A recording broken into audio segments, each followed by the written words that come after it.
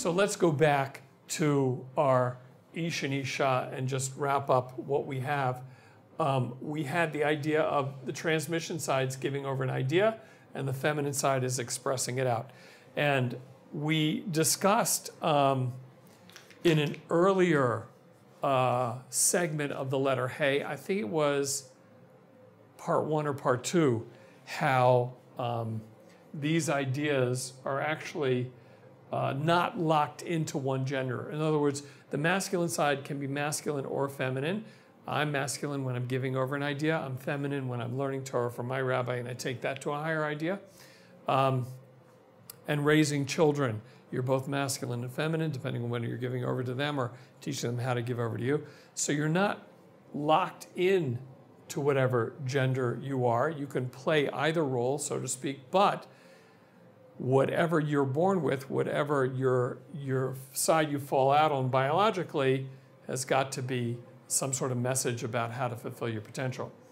So therefore, we looked at male and female reproductive cells in terms of the crossover, or how their masculine side is both masculine and feminine, and the feminine side is both masculine and feminine. I mentioned in that class we were going to come back to this idea at the end.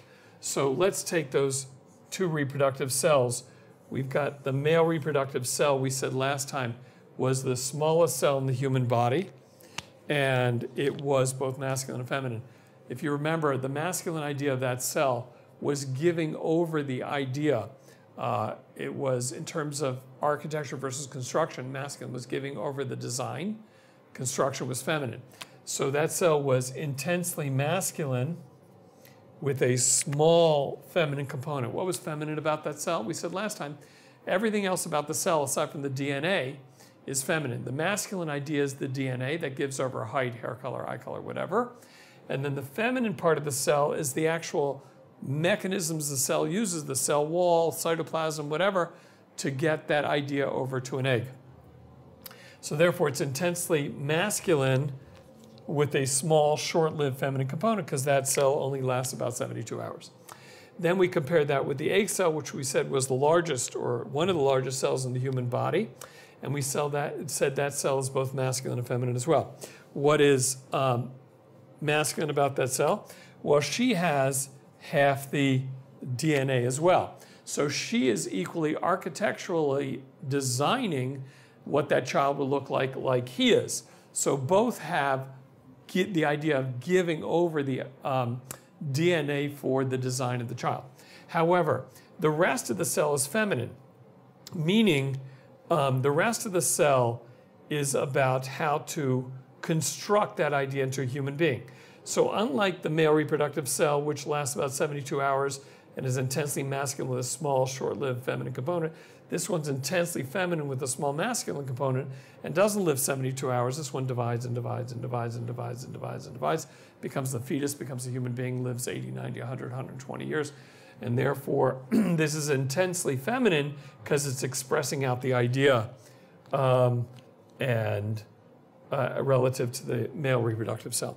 So if there are no coincidences in Judaism, and therefore really ultimately science has got to reflect Torah principles, so let's look at these two reproductive cells in terms of the creation of life as if they were letters of the Hebrew alphabet. What letter would barely exist physically and be representative of giving over an idea? And pretty obviously that would be the letter Yud. A tiny drop of ink that floats is the idea of a spiritual message. So this would be a Yud, this male reproductive cell. And what letter of the Hebrew alphabet would this egg cell be? Huge physical construct of a cell that's going to actually build the child with a little bit of a idea hidden inside. And obviously this one's the Hey. So if you look at these two cells, you get the physical expression from the egg cell and the transmission of an idea from the male reproductive cell. And that's how life is created. The idea is being given over by the man and being expressed out 9 months later by the woman.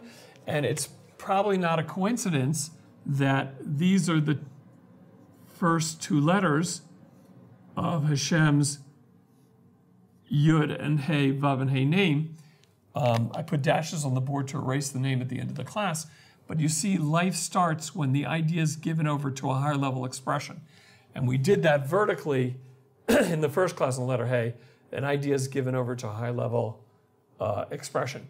So those first two steps of creation are actually how life is created on our level, and the first two stages of the creation of worlds beyond Hashem that we can live in.